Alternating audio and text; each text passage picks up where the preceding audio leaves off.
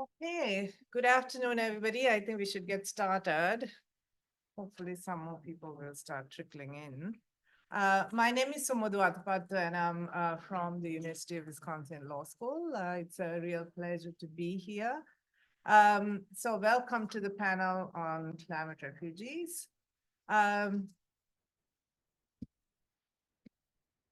So before I introduce our speakers, and this is going to be in the format of a roundtable, so I will pose some questions and they will answer.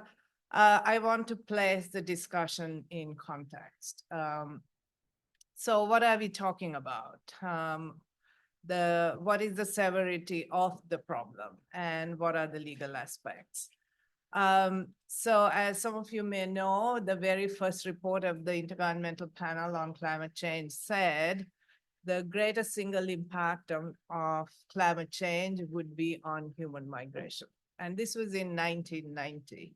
It took the international community almost 30 years to actually include climate refugees in the legal system, climate legal system. So with increased incidence of weather events and slow onset events like sea level rise, people will be forced to move. And some of this will be planned relocation, like what's happening in Louisiana as we speak. And some are actually awaiting relocation in Alaska. But what is the scale of the problem?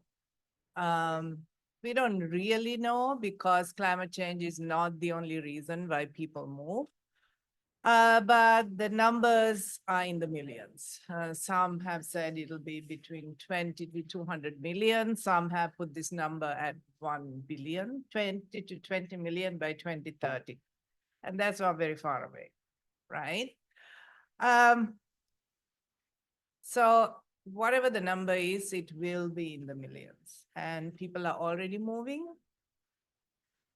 And the other thing I want to emphasize is the term climate refugees is not a legal term, right? It simply describes those who are forced to move as a result of climate change. And there are lots of other terms that have been used, like climate migrants, displacement associated with climate change, etc. And there are different kinds of movement as well. Some would be internal, and most migration would be, but you cannot rule out cross-border movement either, right? Some will be circular, some people might move and come back. Some might be displaced several times, as we have seen with recent events in Florida and North Carolina.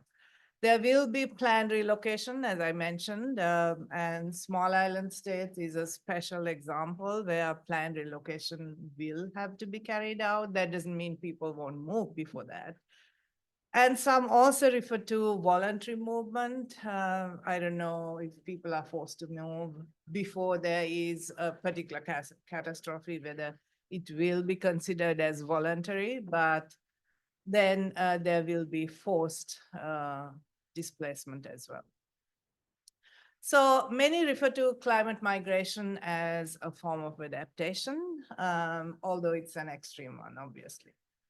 But this ignores the plight of trapped populations, people who cannot move due to various reasons. So when we talk about climate refugees, we also need to pay attention to trapped populations, people who cannot move due to, it could be due to disability, age, poverty, or even social norms, especially when it comes to women in many parts of the world. They cannot move by themselves. And then the special situation of indigenous peoples, because the land they live on is very special to them, right? So if they're forced to move, and many people on small island states are indigenous peoples.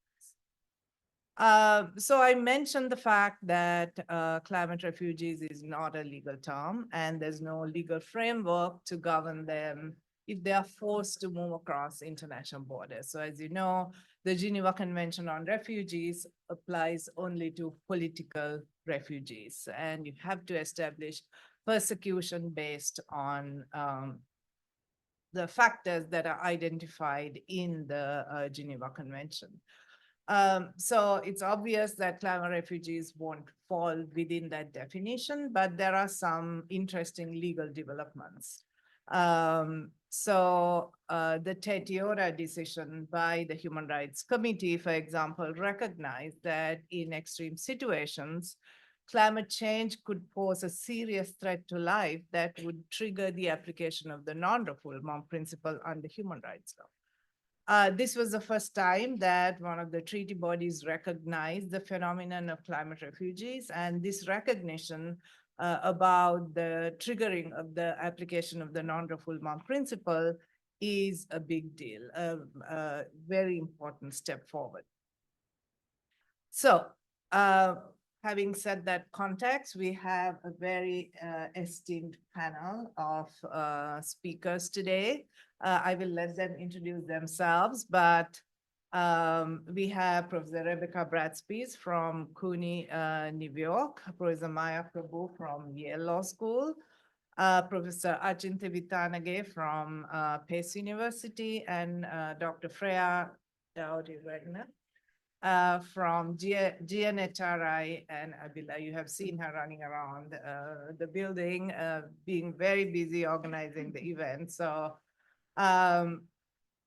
So with that, I turn to our speakers, if they can identify themselves, recognize themselves, introduce themselves, and speak a few words about their work relevant to the panel. So over to you, Rebecca. I guess I go first. Is this on? Can you hear me? No.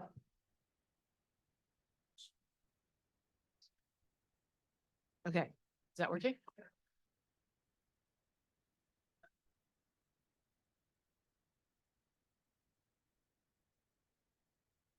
Sort of working. Okay.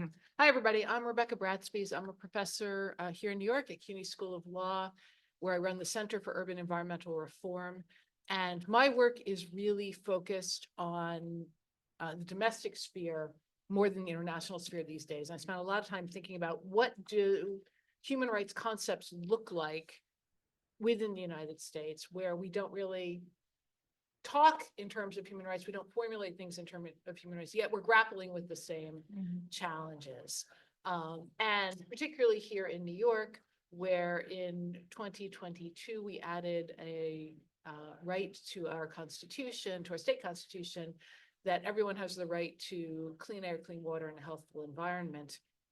Thinking about what does that mean, and particular for this panel, what does it mean as we're seeing New York facing, and not just New York, but every place facing increased heat, flooding, more violent storms that are putting people in jeopardy and putting their homes in jeopardy, putting their livelihoods in jeopardy. And most of them are not going to be crossing an international border. Most of them are maybe going to be crossing a river, probably crossing a couple of avenues as they move. And what kinds of legal regimes are there to protect them? And how, if at all, can we learn from the conversation on the global sphere to think about how to make change here on the ground? Should I use this one? Let's see how it works. Hi, everyone. My name is Maya. Can you hear me okay? My name is Maya Prabhu. I'm actually a forensic psychiatrist. So I'm a clinician, a psychiatrist, and my primary appointment is actually at Yale Medical School. And I do have an appointment at Yale Law School too, where I teach, co-teach a class on international refugee law. And we actually have a brand new course this coming up in the spring, we hope, on climate migration, along with colleagues at the law school and environmental school. So I've become very interested and concerned about mental health impacts of climate migration. It flows out of my work, nearly decades worth of work with resettled refugees, resettled convention refugees, and increasingly about individuals who, as Samudhu says, I'm going to characterize as climate migrants for now, since the terms to describe them are complicated and contested. So I'm interested in sort of the challenges that they experience en route, the mental health and health impacts, and also really concerned about how we create systems that receive them, and what do we think about receiving communities in terms of meeting their needs, but also thinking about the health needs of receiving communities. I'm involved with a project that is thinking about what we call the negative feedback loops from receiving communities and hostilities that often lead to the election of governments that create policies that might be hostile to climate cooperation.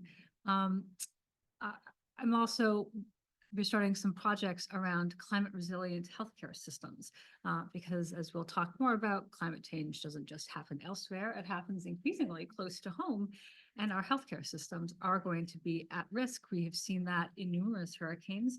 You've seen hospitals flooded, you've seen patients being evacuated, you've seen correctional facilities being flooded. And not evacuated, which is more horrifying. And as a forensic psychiatrist, I actually do think of correctional facilities as important places where individuals with serious mental illness reside. And increasingly, we have to think about the sustainability of healthcare suppliers. Some of you may know that during the recent hurricane in North Carolina, like a major supplier of IV saline fluids was destroyed. And if you're like me and you get, I'm now in a hospital system where we get daily updates on how much saline there is to use. So big concerns about how we create climate resilient healthcare systems, as well as meeting the needs of individuals who will come into that system. Thank you, Thank you. Freya? Hello, everyone. If you have seen me running past you, I was not ignoring you. I was just moving to another room. My name is Freya Doughty-Wagner. I am the North American Director for the Global Network of Human Rights and the Environment. And our next research focus will be on state-by-state recognition of the right to a healthy environment. So I think I need to speak to you, Rebecca. I also work for Abila, in charge of all content and running this conference today. And my particular research focus is children and climate change, which was spurred on after the United Nations Convention on the Rights of the Child, General Comment 26, which is about children and climate change. And it is the first major general comment of its kind to actively involve children in its creation. I look at children as climate refugees as part of my broader research. And this general comment is fascinating because over 8,000 children were consulted in creating this.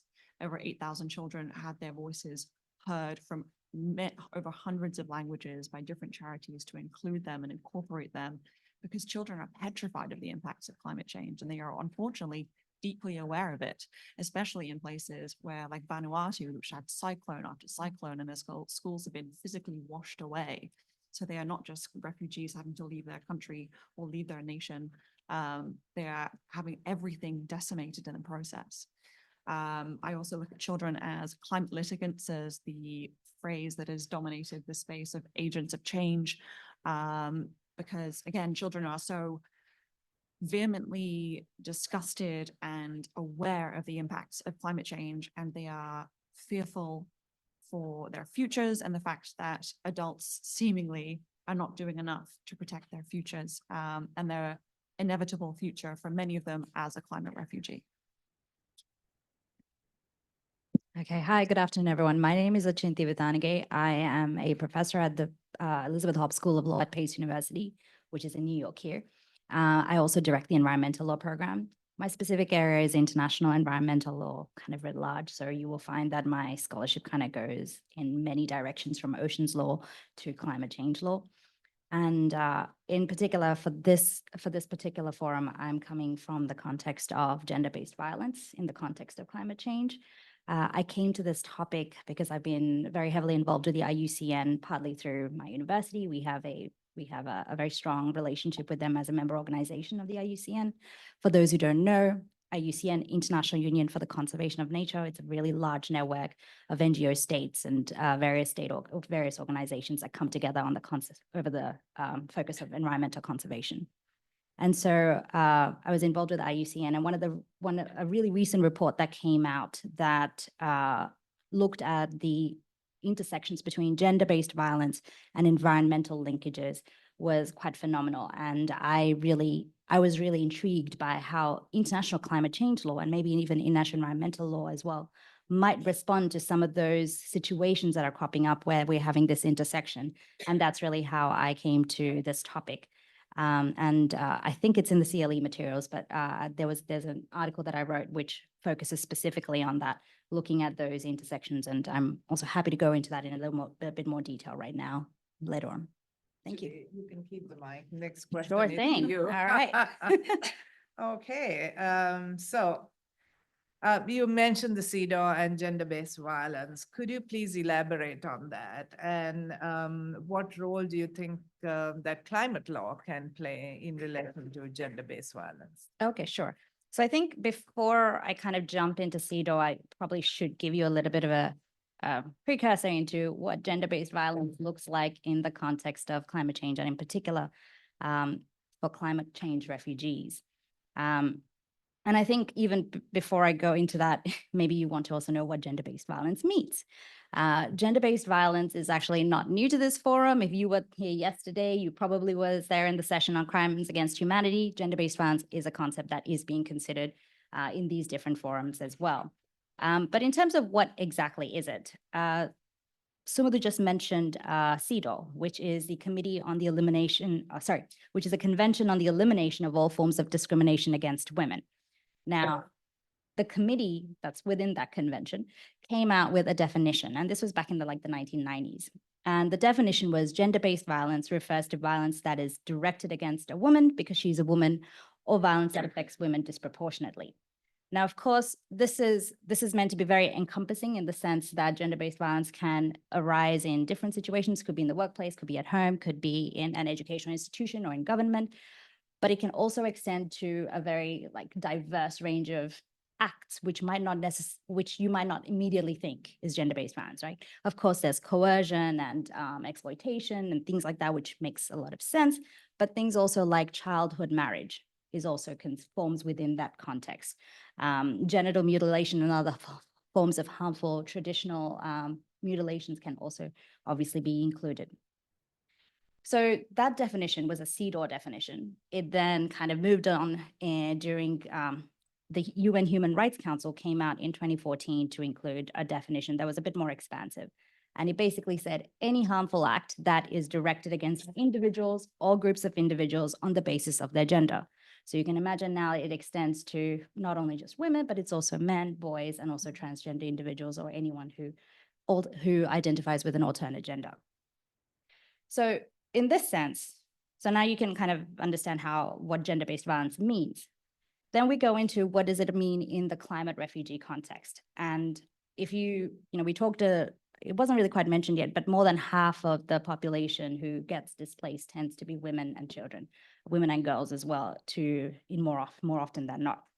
And not only women and girls not only are they vulnerable to displacement, but they are also vulnerable within displacement. And I think some of that is already brought up by Freya in terms of how she was talking about children in those contexts.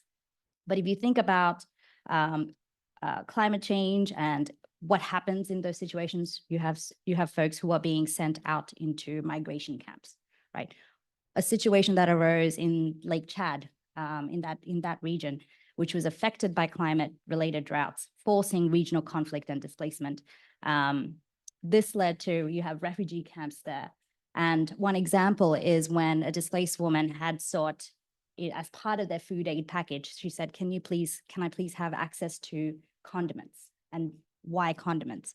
And as the questions kept coming and, she was interviewed a little bit more, they realized that the reason why this was being asked was because Nigerian okra is often used to help calm people in stressful situations. And she said, I have to deal with stressed children and stressed husbands. I need this condiment to help me survive. And so you understand now that the underlying context is there was domestic violence that she was trying to avoid in the process. And so she was looking to food aid. These kinds of scenarios happen all the time. So whether it's, women having to go out into the field to collect wood because they're now in resource scarce migration camps, or whether it's water scarcity and they have to travel further than they used to, this exposes them to more situations where they might be affected by gender-based violence, so rape and things like that. And so this is just one example. I mean, you can do the same thing with when it comes to disaster-related shelters as well. And here you find that, children are subject to gender-based violence when their parents have to leave during the day to go and try and rebuild their homes, and they're left alone in the shelters unsupervised. That's an example. And so it just continues. There are so many other examples that I can give, but yeah, I do recommend have a look at the paper, have a look at the IUCN on, and it goes into so much more detail about all these intersections between gender-based violence and climate change that you would never have thought existed. And so I think your question was, please, what does CEDAW do? So CEDAW did the context of putting that in, but they also came out with a recommendation that made that linkage really, really strong as well. It also used its mechanisms that they have to try and address this by giving recommendations to countries based on reports that they give, saying, okay, yep, you're doing this, but hey, you also need to be looking at gender-based violence issues in the context of climate change when you're coming up with policies related to displacement and so on. But I might just leave it at that for now, and I'm happy to come back to it to give the others time to speak. Thank you, Achinte. My next question is to Maya. So if you can elaborate on the link between climate migration and health, especially mental health, because I think that's an aspect that has not been studied much. I may be wrong, but you can tell us about it. And also, what are the needs of the receiving communities? Again, you mentioned the infrastructure needs, etc. But what about the social needs? I mean, there's a lot of pushback against immigrants and immigrant communities moving into your community. So if you can talk a little bit about those aspects, that would be great. Thank you. Sure. Lots to say. So let me just begin by saying I'm so grateful that you brought up the issue of children and trapped populations. So let's start by thinking about the health and health needs of migrants. And it begins with what is the condition of their health when they leave? What happens to them on their journey to wherever they end up going? And what is it that they're able to access when they actually land somewhere, whether that's temporary or permanent? So people are leaving primarily because they've got deteriorating conditions, probably changing employment situations, and maybe inability to feed themselves or find money for themselves. So people are leaving in a state already of some precarity and probably ill health. They are probably in a state of some nutritional deficiencies. Maybe they've been sick for a long time. And so they're leaving already feeling physically vulnerable, and then they're going to undertake a complex journey. On that journey, many things could happen to them. We know that untold numbers of individuals die every year during their migration pathways, right? So the IOM has a project looking at deaths across the Mediterranean. I think they've estimated about 500,000 in the last decade, but that's probably an underestimate, right? Because we don't know how many people are going to attempt the journey and not make the journey. So there's actual death mortality numbers actually associated with climate migration just to people not making it across the way. We know that migration journeys are always hazardous, right? So people can get sick from infectious diseases. People can get sick from being assaulted or, having accidents along the way, and they're not going to be able to access healthcare along the way. Unfortunately, there's very high rates of sexual violence, primarily against women, but also men and children as well. And so they're going to be really untold reproductive health needs, STDs. People are going to get pregnant. People will be trafficked, in which those needs are not going to be met along the way. Of course, mental health is going to be a significant component. I'll say there's two things. There is a growing literature on mental health impacts of climate migration. One of the things that's very complicated to untangle is what component is due to the migration piece itself, right? Because people are already compromised when they leave, and they're going to end up in a place of some precarity as well without access to mental health care. So we know that, for example, wildfires, have very high rates, floods have very high rates of PTSD. Wildfires have very high rates of PTSD because you've got, dramatic, often very unplanned migrations, plus you're going to have respiratory illnesses on top of that. We know that acute catastrophes are going to lead to high rates of PTSD, anxiety, and depression. By the way, what is the single best predictor of better or worse mental health outcomes of climate migrants? Whether they have housing or some sort of stable place to live upon their return. So we talked a little bit about trapped populations. We're talking about what happens to people along the way. I'm going to come back to climate receiving communities in 1 second. I just wanted to draw attention to those trapped populations. Who are those populations going to consist of? So people who are already the most vulnerable. So they're already in an environmentally degraded condition that's going to get worse, and they're the most vulnerable.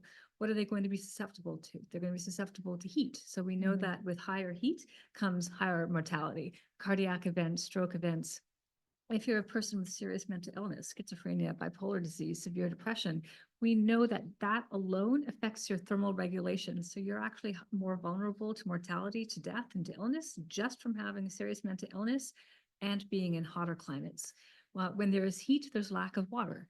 So lack of water usually means infectious diseases. So people will be dying at higher numbers because of infectious diseases. They can't wash, they can't clean, they can't take care of themselves. We know that heat also means that you're going to see what we call changing patterns of sort of vector-borne diseases, right? So think of Lyme disease. It's steadily moving northward into where I'm from, Canada. It was really unheard of a decade or two ago. So when the temperature changes, patterns of West Nile virus, Lyme disease, any number of Zika virus, think of scary things, and they'll be transmitted more easily. So people who are stuck behind are going to be more vulnerable to those. Yes, children are going to be affected, but I'm also particularly concerned about, so you've got children, right, who are physically vulnerable, now being raised by a smaller and smaller population of people who are left behind, very often elderly people who are themselves getting more frail. What will that mean for a whole generation of children in terms of their psychosocial development and their own mental health? And soon those children will become parentified themselves as they start to become caretakers for elderly people who are left behind. So there are so many layers in which health plays out. Just one comment on receiving communities so that I don't take up a lot all the time. As people have commented on, receiving communities themselves feels taxed, right? People already feel like they don't have access to important infrastructure, hospitals, schools, housing. And so there will be more distress, competition, hostility directed towards migrants for those reasons. We got a glimpse of that during COVID, right? When people from New York moved out to surrounding states and secondary cities. And so you see incredible resentment. And so often that worries about, that leads to my worries about then limiting resources and healthcare access. And we know that mental health of people who move is going to be determined by whether they have access to jobs, access to healthcare, and other infrastructure needs. So this plays out in so many ways. And I look forward to more questions about that. I'll stop there. But all of which to say is that I think we need to start thinking about health and budgeting for health needs now. And thinking about health infrastructures that will have to accommodate large groups of people who may ebb and flow depending on what's going on. Thank you, Maya. So we heard a lot about children, so I'm turning to Freya. Can you elaborate a little bit more on the right to education and the changing environment? And hopefully with some examples as well as what international treaties say about this issue. Sorry.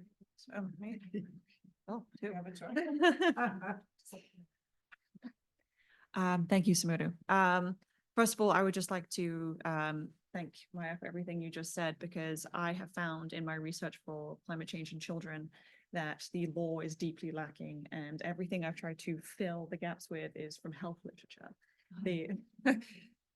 Oh, is this better? Okay, thank you. Okay. Yeah, so I was just thanking Maya for being on the panel, because we need health experts in this area, especially for children, because the mental and physical and social and almost religious toll on every single child by the climate crisis is the first step to understanding them, understanding their needs, and understanding how the law should reflect that. And I would like to follow with a quote from a Vanuatu climate activist, Terenchilia, talking about the 2015 cyclone Pam. They said, "I heard a loud roaring wave and our village was flooded. The school washed away, just like everything else." In 2020, Cyclone Harold fully or partially destroyed 885 schools, affecting nearly 51,000 students and 2,400 teachers. Then again in 2023, Cyclone Kevin hit just 2 days after Cyclone Judy. Vanuatu in particular is prone to natural hazards, but the climate crisis has created the conditions for extreme weather events back to back. And the Vanuatu children in particular have become the face of child climate litigants, of child climate activists. And if anyone is interested in the work of Vanuatu children, a quick Google will come up and you will see that they are also behind the new advisory opinion. They are sensational children and they're a sensational team. But what the law specifically talks about in respect to education, unsurprisingly, and when the right to education was first discussed in the UNCRC, it had not really anticipated the impact of the climate crisis because this was in '89, despite us knowing about the climate crisis pre-1989. We have UNCRC Article 28.1, which asks states to recognize the right of the child to education at the primary level and to make it free and compulsory for all. And to make schooling free and compulsory, it has to be accessible. Children cannot access schooling if they've been displaced, if they've been forced to start working to help the family, if soaring temperatures mean learning is anywhere from incredibly difficult to impossible, and finally, if a school premises no longer exists. Climate change impinges upon the right to education across a wide spectrum and is only set to get worse as extreme weather events occur with greater frequency. Like with the right to health, the right to education is found within several conventions, general comments, and sustainable development goals. We have the UDHR, we have the UNESCO Convention Against Discrimination in Education, we have the ICESCR, we have CEDAW, we have the Convention on Disability Rights. We also have the Economic, Social, and Cultural Rights General Comments and Sustainable Development Goals 4 and 5. It is across the board within human rights treaties, environmental treaties, and environmental and human rights secondary sources.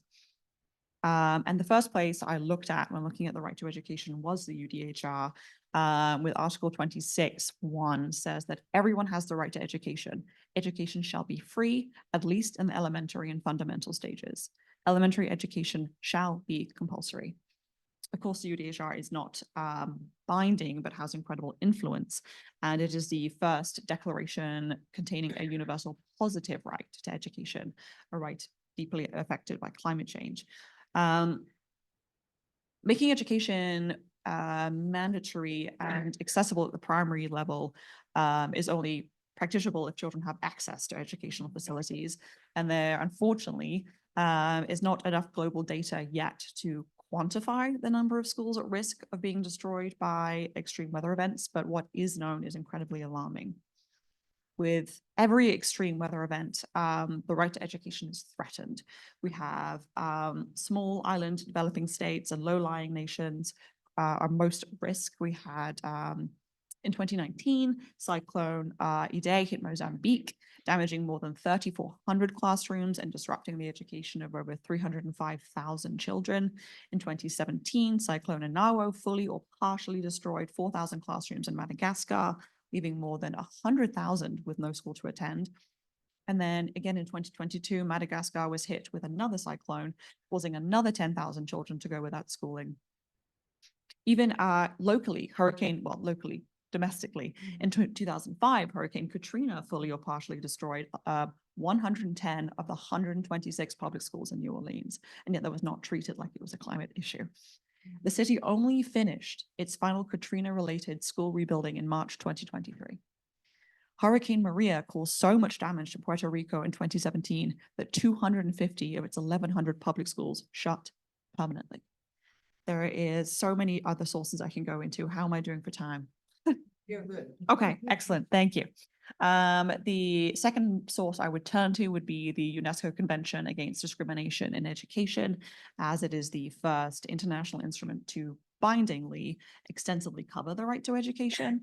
like the UDHR, the Convention Against Discrimination in Education, or CADE, as I will call it, insist upon mandatory primary education in our states to make secondary education, quote, generally available and accessible to all.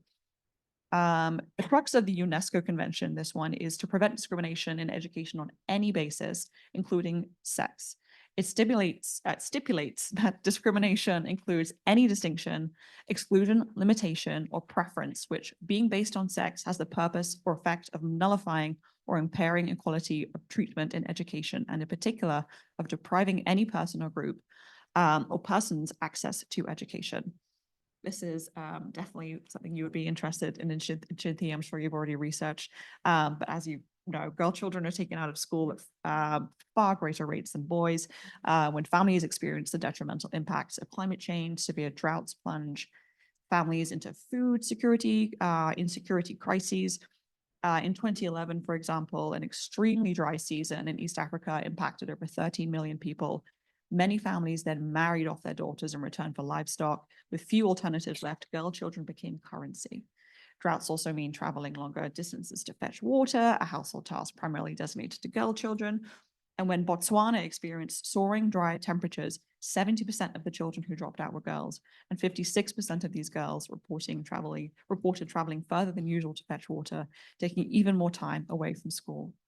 It also is related to increased rates of child marriage, and child marriage almost certainly means being pulled from school.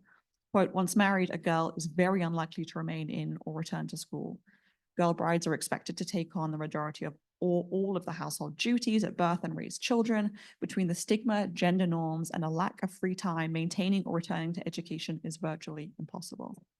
Save the Children actually predicts that the number of girls at extreme risk of climate change-induced child marriage will increase by 33% by 2050 to nearly 40 million additional girls. The way law is, and the way the law unfortunately has to continue to be, is reactive. It is not anticipatory. Ideally, this would have been anticipatory because we've known about the impacts of climate change, or we have known about the health data, and we've known about how girl children in particular are more impacted for decades. But now it has to be reactive because we are in a very bad place where the law has the data, has the health data to actually react and incorporate children, like with General Comment 26, to answer their needs, adequately protect them, make education a climate issue. I don't see that happening yet, but I will continue to research and hope, because you have to hope, that things will get better. And thank you for your questions. Sweetie, can I just jump in there on that and sort of talk about some intersections between health and education? Sure.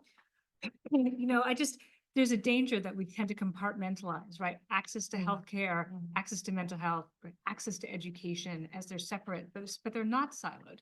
Because when you know, just to speak about children, and then I want to speak about adolescent girls and young women, which is, you know, schooling and education is not just about skills for children, right? It's an important community for them. It's critical to their psychosocial development. It's a place where they have belonging, sometimes a place of safety that they may not have at home. So when children don't have access to education and schools and infrastructure for their education, their mental health also suffers. And they also lose really critical social skills and access to a social community, which has implications for their psychosocial development as well. Similarly for adolescent girls are now getting into marriage, having children earlier than they have, that also has implications for their own mental health and well-being. And now they may be exposed to sexual violence in a way that they might have been protected from it a few years longer. So they're all intertwined, is what I wanted to emphasize. Yeah. Absolutely. And in that context, I should mention that as you know, in Afghanistan, girls are not permitted to go to school anymore. Right? They cannot even speak outside their homes. So just think about that, the impact of that, you know, in relation to education and health and their well-being. So let's change track a little bit and talk about internal displacement, because as we know, the literature suggests that most displacement would be internal. And as we know, in 2023 alone, US, and this is just the US, faced over $1 billion climate-related weather disasters every 2 weeks on average. Just think about it, every 2 weeks on average.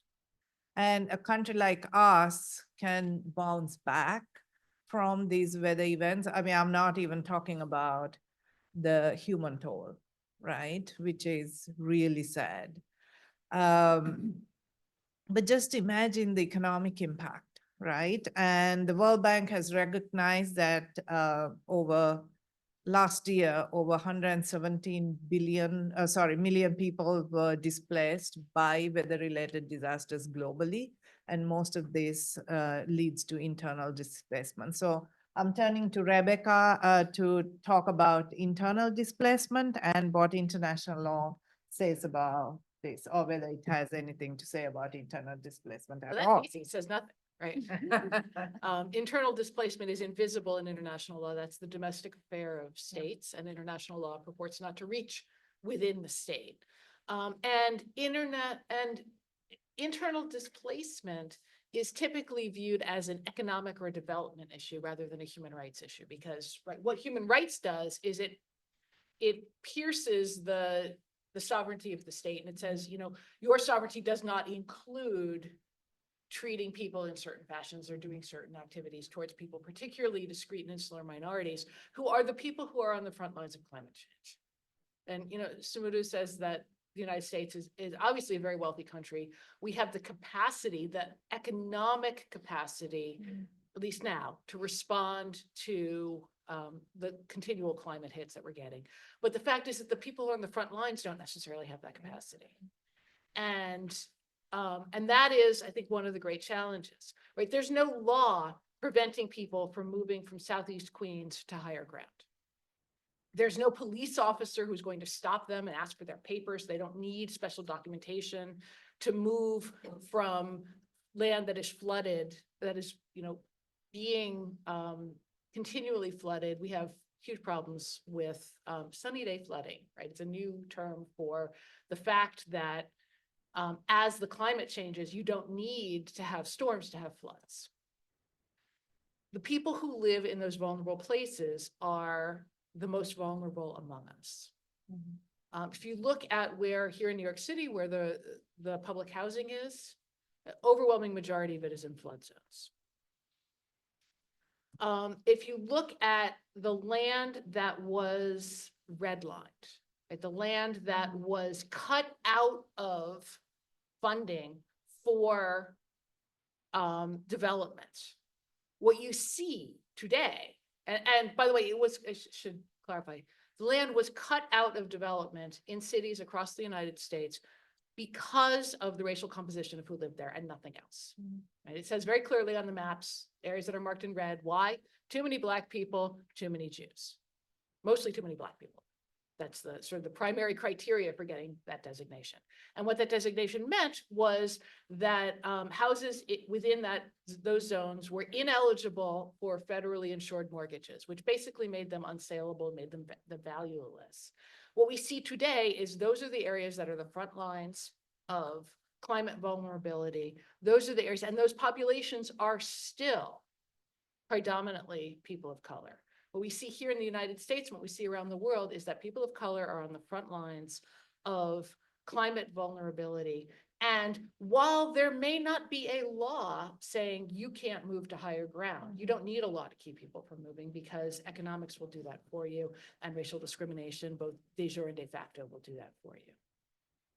And so when we think about climate displacement, and when we think about people moving, yes, people are going to move across borders, and yes, we need internationally to grapple with what does that mean. But we also need to think domestically, and we need to think about this as a racial justice issue, because it is. Yep. And then we also, as part of that, another layer of complexity is there's a phenomenon of climate gentrification, of people who have money, mostly whiter people, mostly wealthier people, moving to the areas that are higher ground, displacing people who have lived there maybe for decades, maybe for centuries, depending on who they are and where they are, And even when you have government buyout plans, which we have here in New York, they have them in Miami, have them in lots of cities. I think there's one in Houston. What we see is that who you are dictates what kind of a buyout you get. People who are living in wealthier, whiter communities get more money. Their homes are more valuable. That allows them to move. They typically move to better, more climate safe communities. So the buyout allows them to decrease their climate vulnerability. And we see the exact opposite in communities of color. We see that buyouts, first of all, are for less dollar amounts because the houses are less valuable. And we see people moving to places that put them actually in more climate vulnerability rather than less. Why? Because those are the only options available to them. So as we think about this issue, and I'm encouraging you, you should think about this issue, we need to think about how can we have structures to avoid replicating the injustices, both of the past and the present, so that as people move because they will, that can be an opportunity not to increase disparity and injustice, but an opportunity to ameliorate it, an opportunity to have people have more access to healthcare and to education and to safe housing and to all of the things that give them life prospects. I just want to say two things. I meant to start with this, but I forgot. Because I just want to remind us that we here at Fordham are on Lenape traditional lands, and that Manhattan in general and all of this area was part of Lenape-Hoking, which was the territory of the Lenape. And it's really important to think about the effects that climate migration, climate movement, particularly even if it's internal displacement, has on Indigenous people who have very place-based cultures and who, not just Indigenous people, many people have place-based cultures. I live in a very tight neighborhood in Queens. It'd be really hard for me to leave that neighborhood and go to just another place in Queens because it would be different, right? And a lot of life experience is tied to that. But that for me is a cultural, it is a different kind of a tie than a tie that is based on one's religion and one's worldview. And I think it's really important to remember that, particularly as we look here in the United States, the two sort of examples that get touted all the time in terms of climate migration, both of which, by the way, were not successful. Ile-des-Unes Charles tribe in Louisiana, right? And there you see the intersecting vectors of discrimination and displacement because they weren't a federally recognized tribe, even though the federal government had decided to relocate them and to use their relocation as a pilot project for what, you know, climate movement could look like. The federal government couldn't deal with them. They couldn't give them the money because they weren't a federally recognized tribe. They gave it to the state of Louisiana, which, surprise, surprise, did not take the aspirations and hopes and values of the tribe into account. And particularly the tribe was really hoping for reunification because the tribe had been displaced for a lot of reasons over a lot of time. But the state decided that the only way they could use the money was for the actual people who lived in that particular place to be moved somewhere else, not to create a new sort of, not reservation because it wouldn't have been, but a new home for the people of that group. Another example in Alaska, right, the native peoples of Kivalina who've been trying to move for a very long time because they are in profound jeopardy. By the way, the price tag, as I've been watching this, has tripled for how much it will cost to move them. This is going to be an incredibly expensive process. There's a clear trust relationship between you know, not actually trusting, but a trust relationship between the United States and the people. It should be something that we could do, and it shouldn't actually be that hard if you just ignored like the place-based sort of nature of people not wanting to leave their home and the place that they have all of these ties of kinship and culture to, right? But they actually want to leave. So it should be a thing that we could accomplish, and yet we can't accomplish it. I mean, if you look at the political rhetoric right now about migrants, not just nationally where it's, you know, the rhetoric is out of control, but here in New York, where we're a sanctuary city, we have a lot of people coming in, particularly people who are refugees, who are protected under international law. And we still see protests, don't cite them in my neighborhood, right? We see people, angry people yelling. We saw violence in England. You know, this goes to the core of what does it mean to be a society? And I'm just gonna stop there because I was wondering a little bit. Wow. Okay, I'm not, I'm sorry, I'm sorry, I'm sorry. I just want to say, those of you who are visiting New York, if you have time and the opportunity, I highly encourage you, go to Ellis Island. It's right there. There's a really good museum there that grapples to some degree. I mean, it's a federal government installation, so it's a very clean version of it, but it still grapples with the profound decision of moving.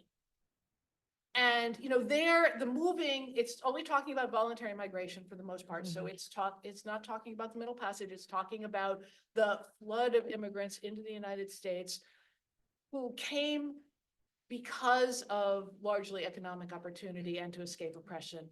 But it really will make you think about what are we facing and the magnitude of the challenges we face and the sort of complexity of all of it and the need to plan and to think and to put justice and equality and generosity at the center. Thank you, Rebecca. So I want to open up for questions, but I wanted to highlight some of the themes that came from our speakers. So one is that climate justice is about racial justice. If we don't really address these underlying injustices, we cannot really address climate change, which actually came about because of all these injustices. And then Maya pointed out that these issues are not siloed. We need to take a more holistic approach because there's an interaction among all these factors that we have been talking about.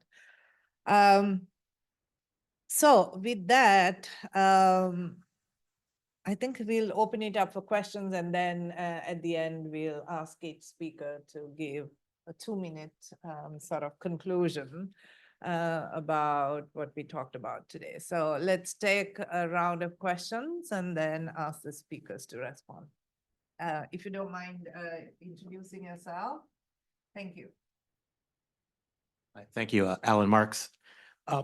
My question, I guess, with COP29 coming and the discussions of loss and damage that'll be on the agenda, and generally, I think we will also see more progress perhaps next year in Brazil on these things. But there's a talk of investment in adaptation and funding it mainly by transfers from north to south or from emitters to vulnerable states and so forth.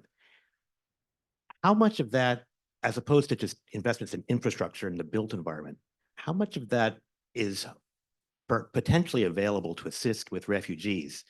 And a related question, to what extent, if any, do NGOs, UN agencies, UNHCR, refugee groups, indigenous communities have a seat at the table in that discussion?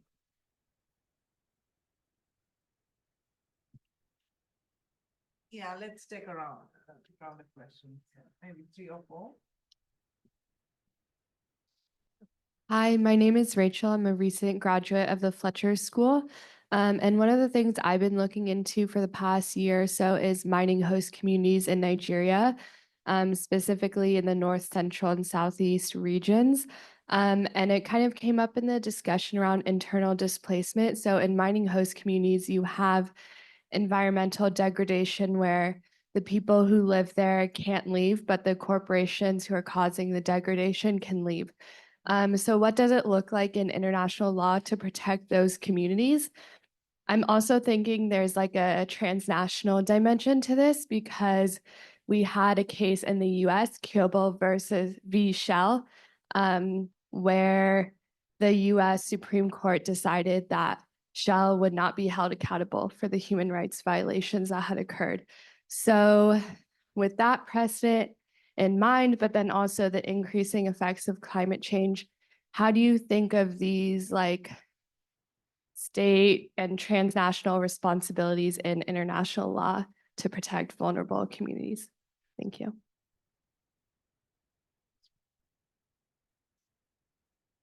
One here and one over there.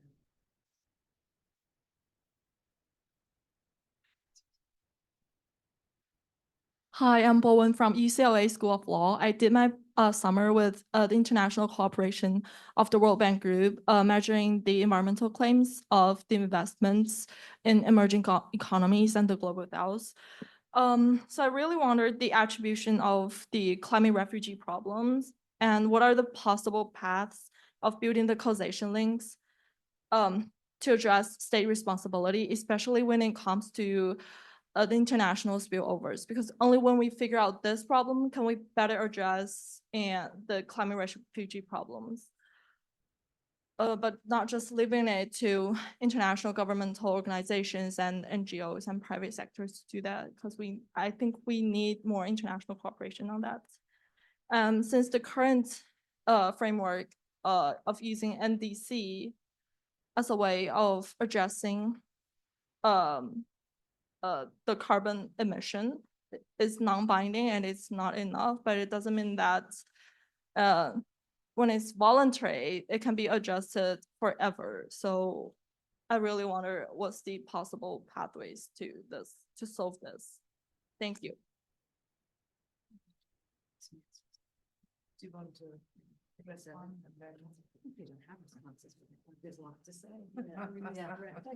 Let's split trash and then she has one more, so they qualify, and then we'll. Yeah. Just hear yours. Hi, my name is Dalia. I recently attended a panel as well at the French Embassy in Washington, D.C. about climate change and judicial systems. And something that was discussed there was migration due to climate change, but also migration due to war and conflict, and how kind of these two aspects maybe exacerbate one another, how they're linked, how they're connected, and how the problem just becomes bigger because we see so many flow of migrants throughout Europe, and also maybe how government systems are changing now, borders are becoming stricter. So kind of the issue with these two exacerbating one another. Thank you. Last question. Yeah. Hi, my name is Nadia. I'm from the JHU Size program. I have a two-part question, and it came from your point about the law being reactionary versus anticipatory. And so I was sort of using 2030 as a benchmark because that's what a lot of other UN, ICC, ICJ all use benchmarks for, just in that in general. How do you think the law and then by 2030 can be more prepared to be reactionary, or sorry, to be anticipatory rather than reactionary? And then sort of building off of your point, how do you balance that with state sovereignty? Because that seems to be more and more a more prevalent issue, especially with the ICC, ICJ, and all the conflicts going on in the world at the moment.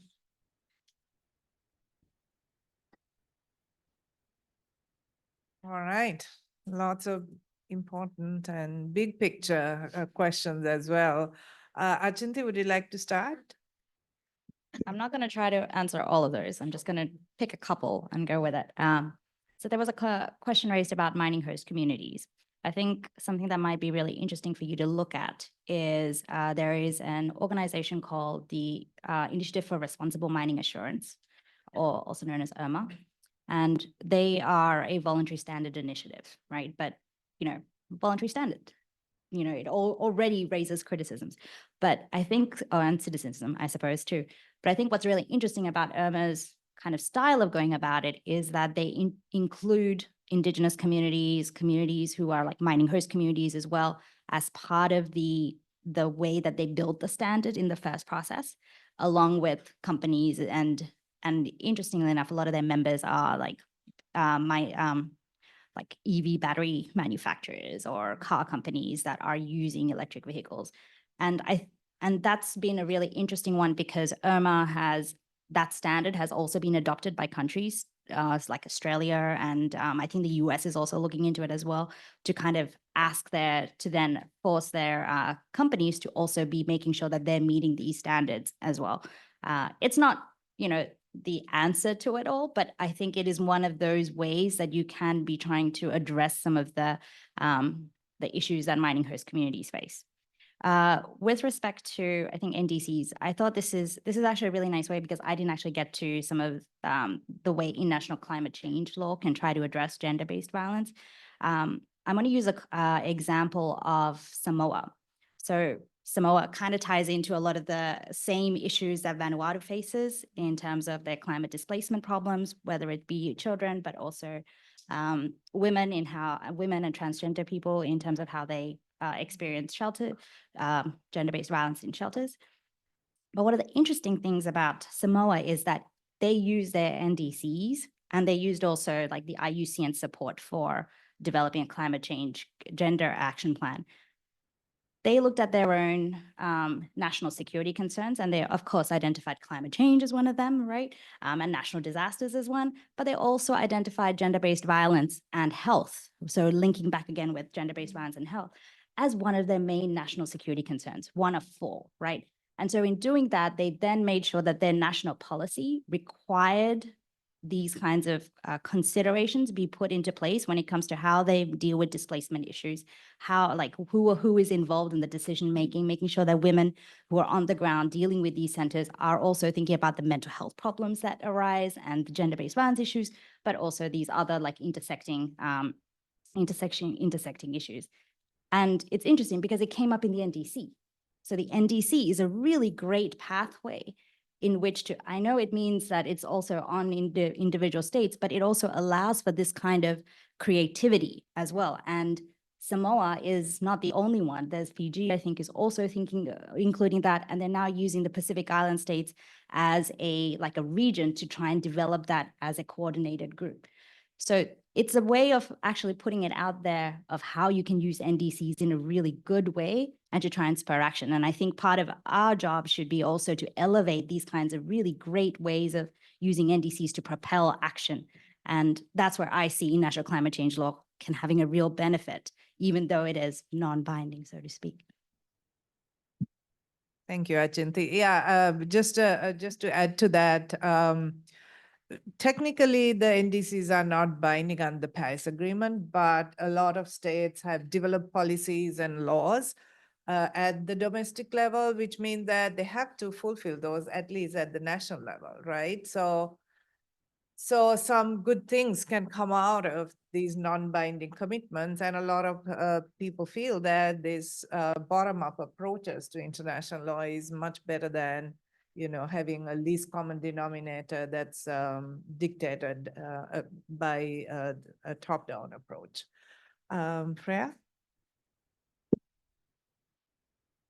The final question was an incredible question, but something that perhaps might be better suited for the long-standing professors or a legal theorist or a legal philosopher, because that is an entire PhD thesis in a question.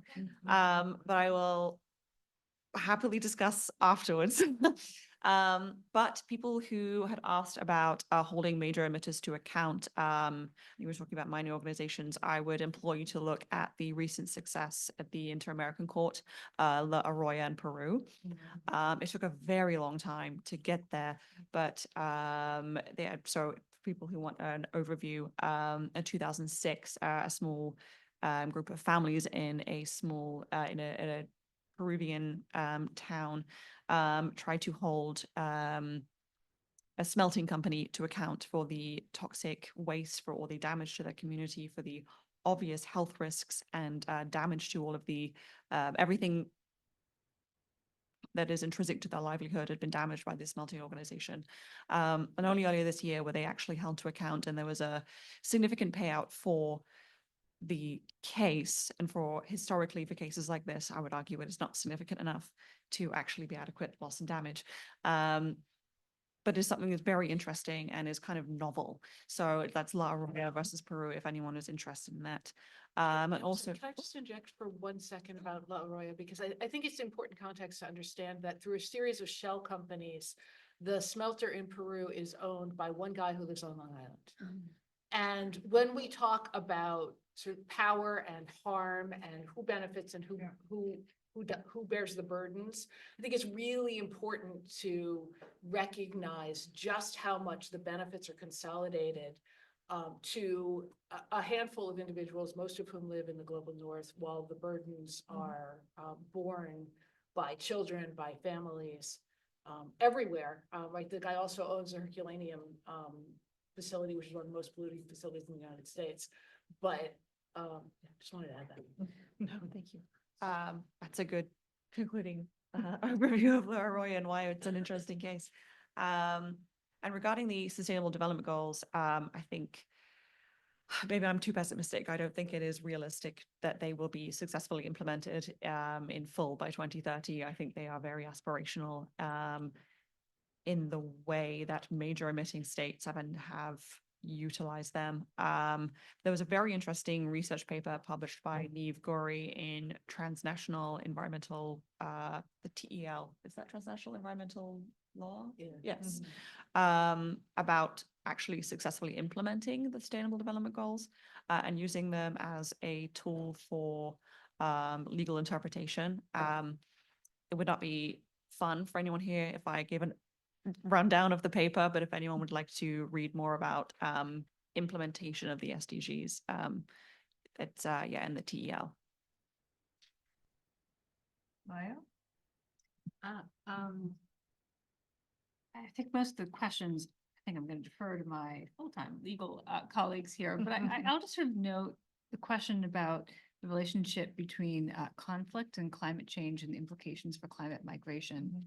And I don't have a good answer on this because I think there is a literature on, and it comes out of the security literature. It's also sort of referenced in public health and law about the concern that climate change will lead to resource scarcity, which will then drive conflict. And that, of course, will also, lead to displacement in acute and dramatic circumstances. There's a paper actually written by colleagues at Yale Public Health looking at how the influx of refugees post the fall of Iraq after the invasion, the invasion has led to an influx of individuals living in Jordan, and that has led to conflict and tension around water scarcity. I also note, having been there, there was also conflict, internal domestic pressures and anxieties around housing scarcity. So I don't think there's a single answer to this because I think it'll be very geographically determined. But what I would note is I do work with a lot of individuals who work with resettling refugees and asylum seekers.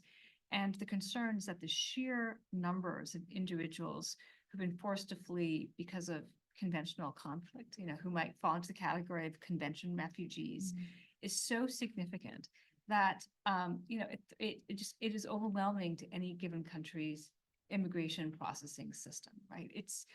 And so just in terms of sheer numbers from conventional conflict,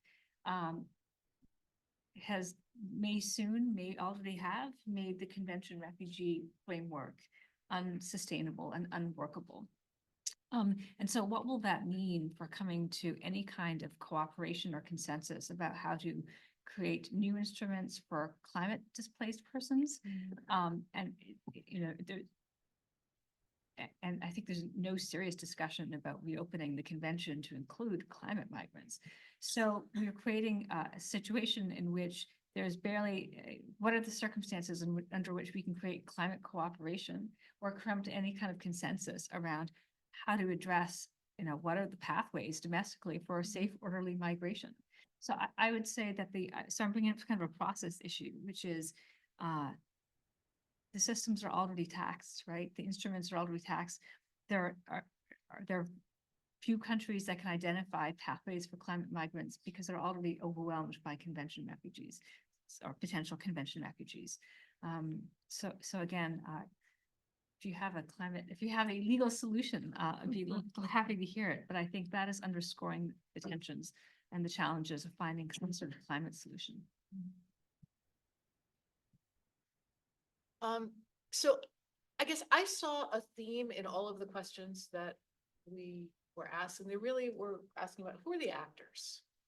Who are the actors that need to be part of this conversation? Who are the actors that have power in this arena? And who are the participants, whether they have power or not, right? So whether we're talking about states in the global north funding loss and damage, whether we're talking about transnational corporations exerting power that is greater than the power of states many times, whether we're talking about states, whether we're talking about international organizations or NGOs, right? Those, it really matters not just who is part of the conversation about the answers about, are we going to implement the SDGs, and if so, how are we going to actually achieve any of those goals? who gets to set the NDCs. But before that, who gets to ask the questions that we're then going to answer?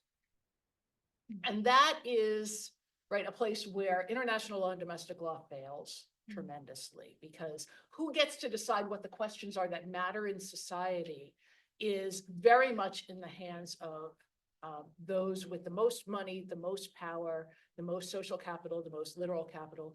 But it seems to me that that is a place where law can usefully play a role, and where lawyers who are thinking about these questions can usefully play a role in terms of trying to make sure that the process of question formulation, both on the big questions and on the really little questions that come up sort of in every kind of decision making, are more inclusive and hear from more voices, and therefore will ask different questions that might take us down different pathways towards different answers.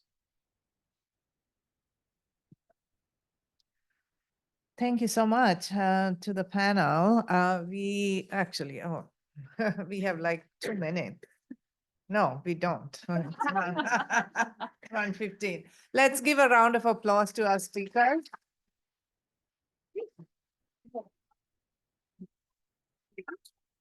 And thank you so much for attending the panel. We appreciate it. And if you have any questions for us, feel free to come up and ask. Thank you. Wow, that's important, right? Well, we just did get some.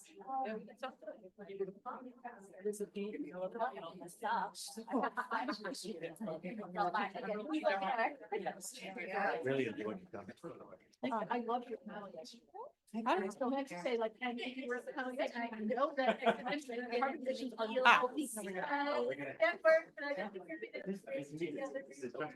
Refugees, climate refugees. That's So funny. You read how we were gonna have- Talk about the custom that we're part of. Yeah, yeah.